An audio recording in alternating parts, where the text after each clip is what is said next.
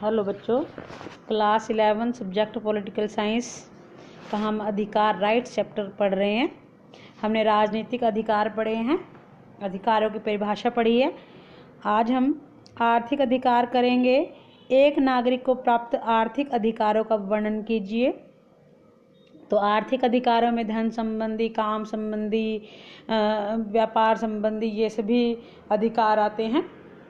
Right to work, काम का अधिकार। कई राज्यों में नागरिकों को काम करने का अधिकार प्राप्त होता है।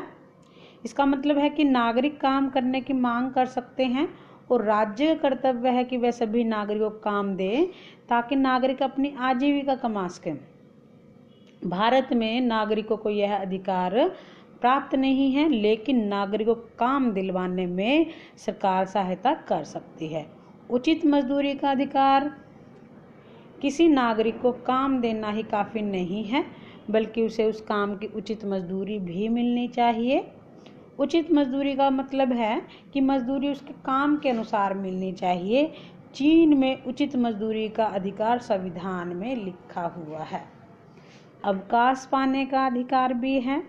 मजदूरों को काम करने के पश्चात अवकाश भी मिलना चाहिए। अवकाश से मनुष्य को खोई हुई शक्ति वापस मिल जाती है और अवकाश में ही मनुष्य समस्याओं की ओर ध्यान दे पाता है। पर अवकाश बिना वेतन नहीं होना चाहिए। काम के निश्चित घंटों का अधिकार भी होना चाहिए। आधुनिक राज्यों में काम करने के घंटे निश्चित कर दिए गए हैं ताकि मजदूरों का शोषण ना किया जा सके। अमीर मजदूरों से 14-14 घंटे, 16-16 घंटे काम लिया करते थे, परंतु यह काम समय अब निश्चित है। 8 घंटे प्रतिदिन काम करने का समय निश्चित है। आर्थिक सुरक्षा का अधिकार। इस अधिकार के अंतर्गत यदि कोई व्यक्ति काम करते समय अंगहीन हो जाता है या किसी कारणवश काम करने में अयोग्य हो जाता है तो सरकार उसको आर्थिक सहायता दे सकती है और पेंशन व्यवस्था भी की जा सकती है।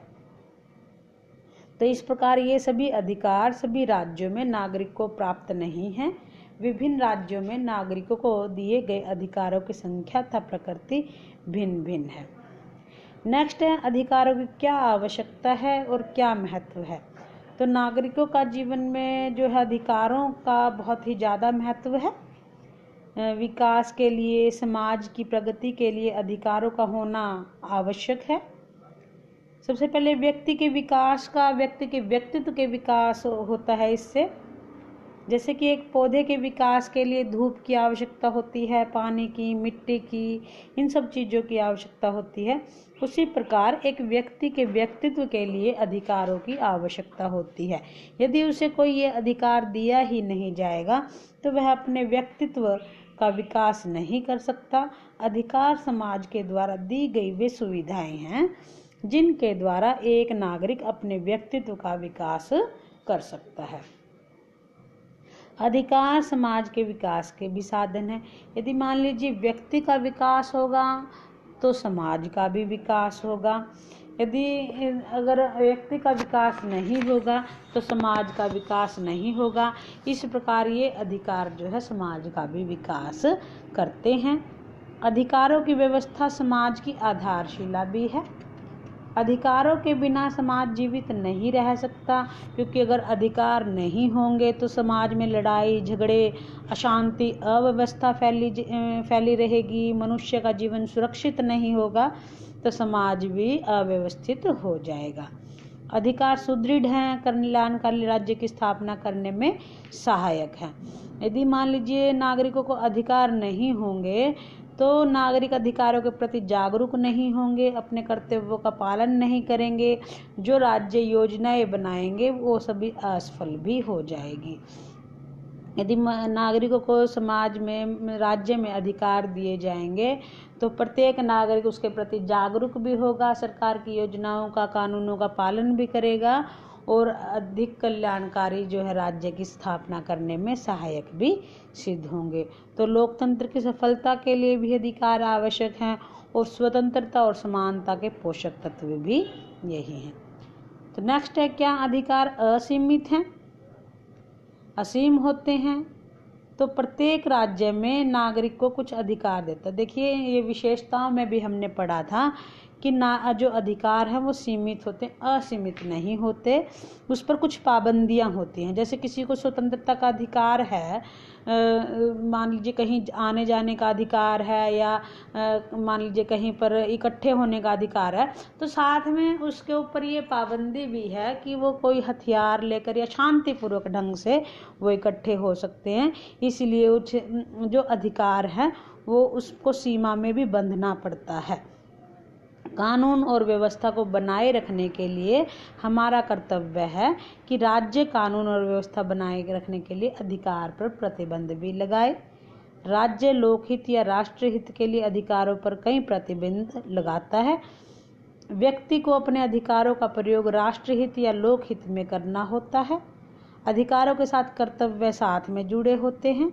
जहाँ अधिकार होते हैं वहाँ कर्तव्यों का होना आवश्यक है। मान लीजिए एक का अधिकार है तो दूसरे का कर्तव्य है कि उसके अधिकारों का हनन ना करे। भारतीय संविधान में नागरिकों को 6 प्रकार के मौलिक अधिकार दिए गए हैं, परंतु ये अधिकार असीमित भी हैं। राज्य की अवहेलना करना, अवज्ञा करना, मतलब राज्य किन परिस्थितियों में इन अधिकारों की अवहेलना कर सकता है या फिर इन अधिकारों को छीन सकता है।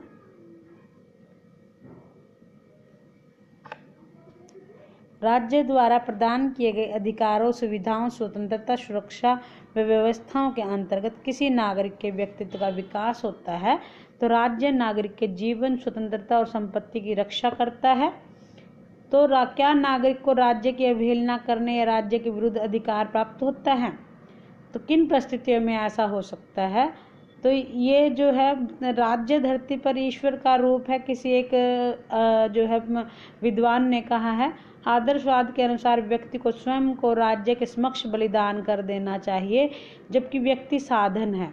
हिटलर और मुसोलिनी ने इस सिद्धांत पर आगे चलकर तानाशाह स्थापित की।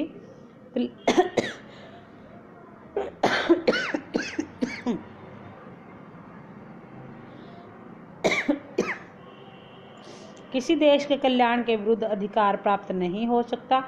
अधिकार इस धारणा पर आधारित होते हैं कि उनसे व्यक्ति को सुख और खुशी मिलती है। देश का कल्याण व्यक्ति के सुख से मिलकर बनता है, इसलिए किसी व्यक्ति को सार्वजनिक कल्याण के विरुद्ध अधिकार प्राप्त नहीं हो सकता, क्योंकि उसका अपना भला सार्वजनिक कल्याण में ही निहित है। व्यक्ति राज्य के विरुद्ध विरोध नहीं कर सकता, क्योंकि वास्तविकता में राज्य का अभिप्राय थोड़े से व्यक्तियों से होता है जो सरकार बनाते हैं। धन्यवाद बच्चों। आपको ये प्रश्न अच्छे से याद करना है।